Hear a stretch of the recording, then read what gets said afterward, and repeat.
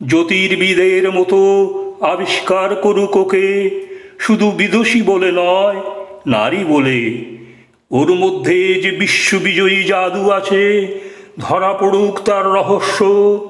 মুড়ের দেশে নয়, যে দেশে আছে সমাজদার, আছে দরদি, আছে ইংরেজ, জার্মান, ফরাসি। মালতীর সম্মানের জন্য সভা ডাকা হোক না, বড় বড় নামজাদা সভা।